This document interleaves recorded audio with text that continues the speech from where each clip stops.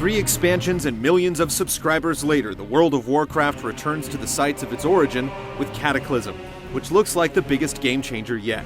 Though the level cap increase is only half as large as what's been established by precedent, Cataclysm is front-loaded with more endgame content than any prior WoW expansion.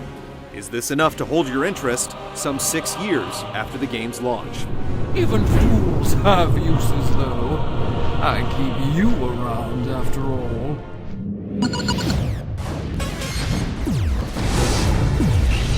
All right, sunshine, time to spill your guts before I spill them for you! Compared to previous expansions that dealt with distant looming threats to Azeroth, Cataclysm kicks off with a literal bang. In the weeks leading to launch, Deathwing, the big baddie whose mug is on the box, succeeded at sundering the world of Warcraft, to the enormous benefit of players long tired of the game as played in the old world. The shattering event, on top remaking WoW's fundamentals for every paying subscriber, set the tone for the experience the Cataclysm would provide 2 weeks later. We're at the center of the maelstrom, the rift between Deepholm and our world. The 80 to 85 leveling experience comprises 5 new zones, representing WoW quest design at its most accomplished and ambitious. Elements introduced in Wrath of the Lich King, like phasing, cutscenes, and vehicle play, are used to much greater effect in Cataclysm, and the result is a quest experience with sufficient built-in relief from tiresome MMO formulas, and one that successfully frames your character's career in the larger world. By your hand, this mountain will bloom again. The MMO genre has long aspired to give players the impression that their presence affects the world, and with its comprehensive use of phasing and cutscenes, Cataclysm comes the closest of any game yet. Even the most jaded WoW players will be surprised at the events that take place in zones like Vajir and Ulduum. Haunting the wilds unchecked, until we found you. Novice players hoping to experience the new quest paradigm need look no further than the starting zones for the 2 new Cataclysm races, the Goblins and Worgen. By the time they hit their teens and join the masses on Kalimdor and the Eastern Kingdoms, Goblin and Worgen players will see their races' homelands irreversibly altered by the events of their newbie quest lines. Of course, once they level out of the post-shattering world at 60, it's all downhill till level 80. Though the Northrend experience still holds up, Blizzard needs to give Outland the Cataclysm treatment post-haste.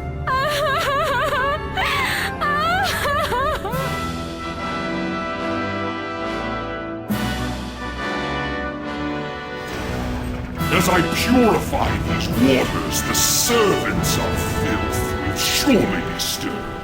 The new dungeons hew a bit closer to tradition, especially when you consider some of Lich King's arguable excesses.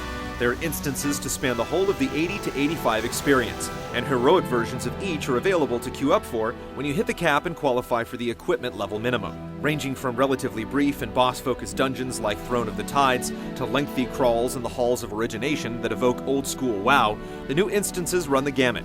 Longtime players will get a kick out of the heroic mode versions of 2 classic dungeons, Dead Mines and Shadowfang Keep, retuned to provide a challenge for level 85 characters. Cataclysm also includes 4 raid scenarios out of the gate, more than any prior WoW expansion. Though the vast majority of players have only begun to gear up for the high-end game, it shouldn't be too surprising that elite guilds are already brutalizing the expansion raids. Powerful as they are, Nefarian and Cho'Gall evidently can't touch the dogged persistence of dedicated raiders.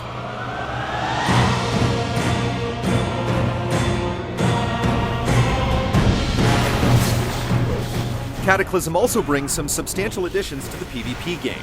Tol Barad stands in for Lake Wintergrasp when it comes to persistent world PvP, and it makes some smart changes in regards to how it segregates some of its quest content from the actual battle zone. 2 new battlegrounds provide for more organized shenanigans. Twin Peaks is a more expansive version of Warsong Gulch's Capture the Flag play, and the battle for Gilneas is essentially a tighter 10-player version of Arathi Basin. The implementation of raided battlegrounds means that these 2 new zones will see heavy use, especially by players with a competitive streak who aren't keen on the arena system's smaller skirmishes, yet still covet the high-end PvP booty. Players with a less mercenary edge will likely eat up the new archaeology secondary skill.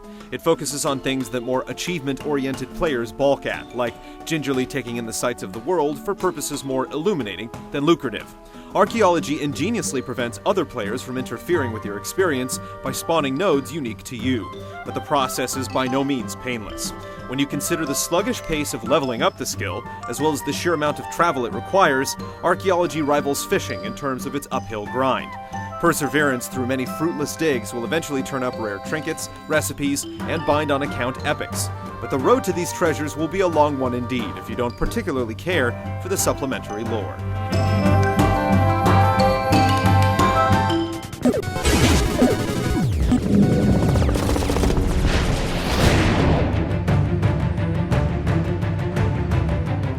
More dramatic than any individual class change are the ways the Cataclysm has altered how players conduct the business of dungeon runs. Toward the latter days of Wrath of the Lich King, WoW is at its most permissive and lenient. In heroic dungeon runs, damage-dealing classes could focus more or less entirely on dishing out the big numbers, while healers with abundant mana pools easily compensated for their single-mindedness. Crowd control was only for PvP. If you caught your healer stopping to drink too often, you'd likely poke them with sticks. Cataclysm reintroduces